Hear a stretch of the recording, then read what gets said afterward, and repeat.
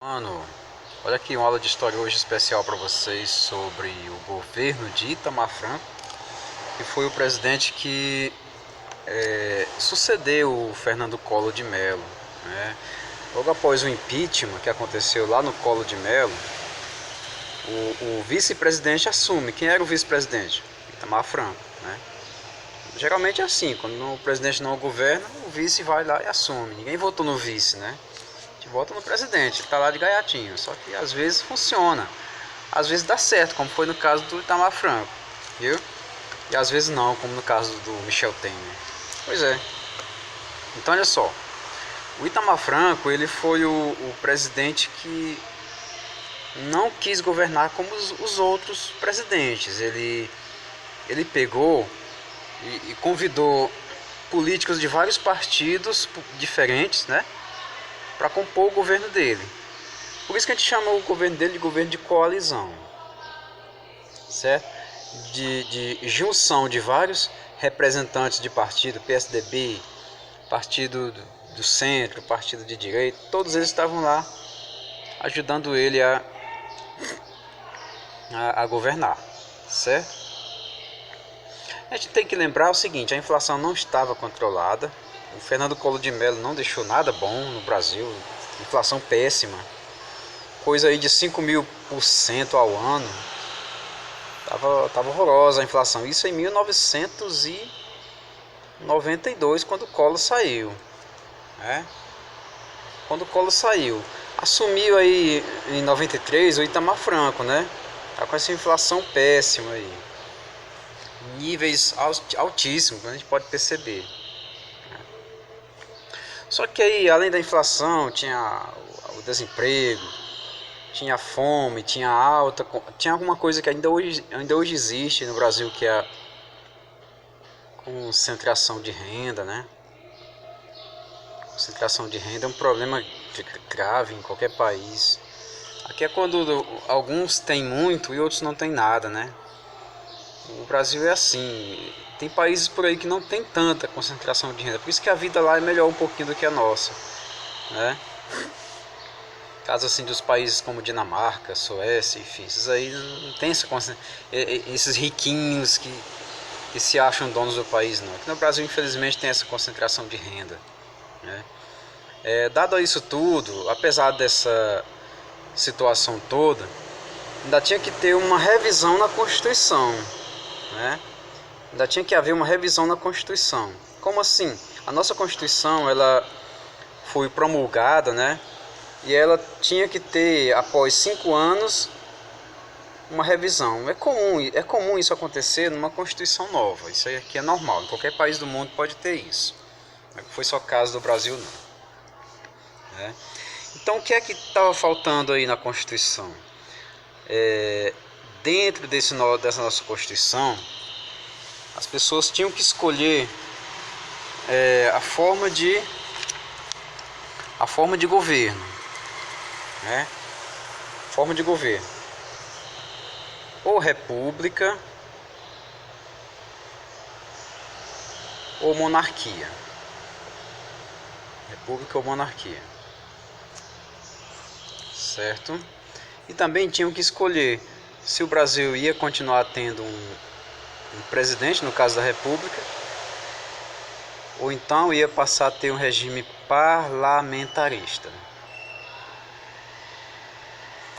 Então, foi por isso que foi lançado um plebiscito. Plebiscito, plebe vem de plebeu, de povo, ou seja, consultar o povo, uma consulta popular para saber o que é que o povo acha de mudar a forma de governo, né? E o sistema de governo. Aí fizeram lá uma eleição, o pessoal todo foi para a urna para escolher se o Brasil continuava sendo uma república, votando para presidente, ou se o pessoal do Brasil ia escolher uma monarquia, onde teria a volta de um rei para governar o Brasil. No caso aqui seriam os descendentes da família real, do Dom Pedro, né? Hoje é até um deputado, ele é até um deputado do Rio de Janeiro. A família lá mora em Petrópolis, né? Então é o seguinte: O povo foi para as ruas e deixou do jeito que estava, ainda bem, né? Deixou do jeito que estava. República. Ninguém quis mudar nada não, deixa como tá mesmo. Tá ruim, deixa pronto. Agora faltava escolher, digamos, o sistema dessa república. Ia ser como? Ia ser presidente ou parlamentarismo? Né? O povo também foi obrigado a ir para na mesma votação. O pessoal votou logo. Rapaz, a gente vai querer um presidente. Porque parlamentarismo é o seguinte. Vamos entender o que é isso aqui. É o seguinte, é quando você elege um presidente, mas ele não manda. Quem manda, na verdade, é um ministro, um primeiro-ministro, lá dentro do parlamento. O presidente é só para assinar alguma declaração de paz, né, para dar aquele apoio, tá bom? E o primeiro-ministro é escolhido entre todos os ministros para governar o Brasil. É como funciona na Inglaterra hoje. A rainha não manda, quem manda lá é o primeiro-ministro. É um velhinho bonitinho lá, todo assanhado, que aparece de vez em quando no jornal. Né? Então, o pessoal, não vamos querer esse negócio aqui também não. Vamos votar aqui para ser presidente mesmo. Tá ótimo. Então, por enquanto, no governo do Itamar Franco, a gente viu que era um governo de coalizão, onde ele juntou pessoas de vários outros partidos políticos, né? E que também aconteceu esse fato de ter um plebiscito. Era o ano de revisar a Constituição. 5 anos depois, 88, foi criada a Constituição, né? E em 93 seria o ano dessa revisão. Tá na lei isso aí, né? Então, aí tem mais, né? No governo de Itamar Franco foi instaurado o Plano Real, né? Que foi o plano que realmente controlou essa inflação bruta que a gente tinha aqui, né? Foi o plano que trouxe uma inflação, digamos assim, tinha mês que a inflação chegava a 50%, só no mês, ela caiu para 4%. É a estimativa da época, né? É tipo assim, estimativa da época. Então, o Plano Real foi, na verdade, criado pelo ministro da Fazenda, Fernando Henrique Cardoso, que foi convidado pelo Itamar Franco para fazer parte do governo. Ele já fazia parte, mas ele mudou a função para ser ministro da Fazenda. Fernando Henrique Cardoso, né, formado em Sociologia, foi professor lá na França, né, ele é um intelectual, escreveu vários livros, enfim. No momento aí ele chegou aí, reuniu uma equipe aí que ele considerava muito boa, né, e criou essa nova moeda em 1994, uma moeda que ia ficar equiparada ou em pé de igualdade com quem? Nada mais nada menos que o dólar, né? Ela ia ficar em pé de igualdade com o dólar. Isso controlando os efeitos da inflação no Brasil.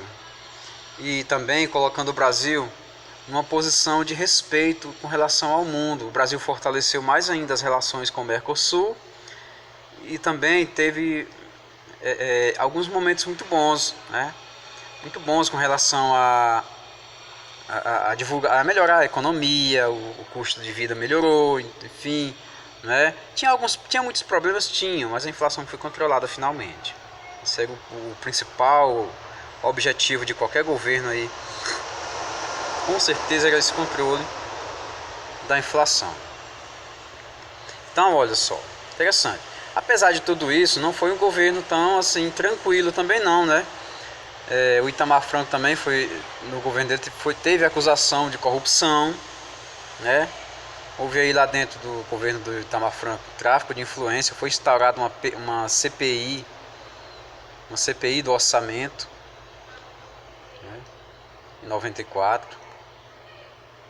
Estavam desconfiando aí que o orçamento do Brasil estava sendo desviado para ajudar empresas, né? Empresários. E estava envolvido nisso muitos ministros, muitos deputados, muitos senadores. E alguns deles perderam os mandatos e outros não, né? Outros, antes de perder o mandato, desistiram de ser deputados, ou seja, renunciaram ao cargo antes de ser julgado. E não deu tempo eles perderem o mandato. O mandato não, é a malandragem do brasileiro, que é triste isso, né? Mas infelizmente acontece. Também sobre o Plano Real, a gente ainda vai falar ainda muito a respeito disso, e houve também uma acusação do partido da oposição, né? Esse plano real aí só serve mesmo para eleger só vai servir mesmo para ser uma coisa para eleger o próximo presidente, que no caso aí seria o candidato Fernando Henrique Cardoso, seria o candidato a presidente nas eleições do mesmo ano aí, 94, né? Aí o pessoal da esquerda e da oposição começou a chiar, né? Dizendo que o plano real é só um plano eleitoreiro, que só ia servir mesmo como pretexto para eleger o próximo presidente. E foi realmente isso que aconteceu. As eleições de 1994, estava lá competindo um monte de candidato, mas os mais votados eram o Fernando Henrique Cardoso e o Lula, né? E o Fernando Henrique Cardoso acabou vencendo as eleições. O Lula teve que esperar mais um tempo para ele se reeleger. E o Brasil começava uma nova etapa, mas, digamos assim, a etapa do Fernando Henrique Cardoso, que a gente chamava de FHC, não foi também uma etapa tranquila também não, né? Apesar de ter uma moeda forte, havia muita acusação aí de corrupção, muita mesmo, né? E a política do Fernando Henrique Cardoso continuava sendo aquela mesma política do Fernando Collor de Mello, tanto ele como o Itamar Franco, como todos os outros que viriam depois dele, aquela velha política do neoliberalismo, né? Só que o VFHC mudou um pouquinho. Ele transformou o Brasil, ele fez uma reforma no Brasil que a gente chama de Estado gerencial. A gente vai entender isso aqui. Gerencial, né?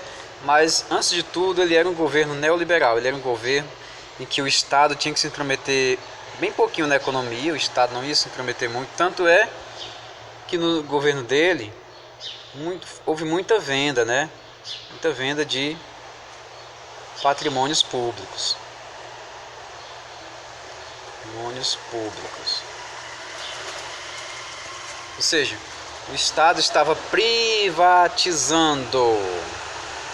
Quando o Estado vende alguma coisa, ele está privatizando, ele está vendendo para iniciativa privada. Ou seja, não vai mais pertencer ao povo, ao governo, nem a ninguém. Vai pertencer agora aos empresários. Ele vendeu usinas nucleares, ele vendeu muita coisa, né, que o Brasil tinha. Ele simplesmente privatizou, né? Ele também transformou o Brasil num estado gerencial, ou seja, agora que é o seguinte, além da burocracia, o brasileiro ia se sentir como se fosse um cliente do Estado, né? E o Estado funcionava também como uma empresa, como eu falei para vocês. O neoliberalismo é isso. O Estado diz que participa pouco, mas quando ele começa a vender patrimônio dos outros, ele também começa a funcionar como uma empresa, né? E essa empresa, ela também funciona dentro de um país. Ela compra ações, ela vende, ela deve, ela tem credores, enfim, né? Até que ela tem bancos públicos. A Caixa Econômica é um banco público, ela pertence, é uma empresa pública. O Correio é uma empresa pública, pode ser vendido a qualquer momento também, né? O Banco do Brasil já é uma empresa mista. Tem tanto dono privado como tem ações do governo. Ou seja, quando o Estado começa a ser... Quando eu falo Estado, eu estou falando de governo, viu, meninos e meninas? Quando o Estado começa a participar ativamente da economia, ele funciona como uma empresa. Ele tem ações no Banco do Brasil, ele é dono da Caixa Econômica, é dono dos Correios, que ele pode vender a qualquer momento. Inclusive a Amazon já está interessada em comprar, né? E assim, a economia funciona dessa forma. Aos poucos a gente vai entender isso aqui, o neoliberalismo. Porque no próximo mês a gente vai falar muito disso aqui também, nos próximos capítulos. Tá bom? O FHC, o Fernando Henrique Cardoso, conseguiu lá no Congresso uma emenda constitucional. Constitucional. Para quê? Para se reeleger. Reeleger. Não era correto, era proibido um presidente se reeleger, fazer uma nova eleição e ele ganhar de novo. Mas o FHC utilizou essa emenda para se reeleger e o pessoal da oposição também não gostou, disse que era máfia, disse que era não sei o que mais, que o governo estava comprando os parlamentares para votar as coisas dele. Mas o fato é que o FHC se candidatou novamente, né, em 98, e venceu novamente as eleições contra o Lula de novo, tá bom? O Lula perde mais uma vez, o FHC continua, governa o Brasil em 2 mandatos. 2 mandatos, passou 8 anos mandando no Brasil. Governando o Brasil, gerenciando ali. Gerenciando, agora o Estado era gerencial. O presidente gerenciava as coisas, ele simplesmente deixava a economia fazer o que a economia quisesse fazer. Afinal de contas, o Estado era gerencial e a economia era neoliberal. Tá bom? O contrário disso, eu vim aqui de neoliberal, para a gente entender agora rapidinho. O contrário de neoliberal é Estado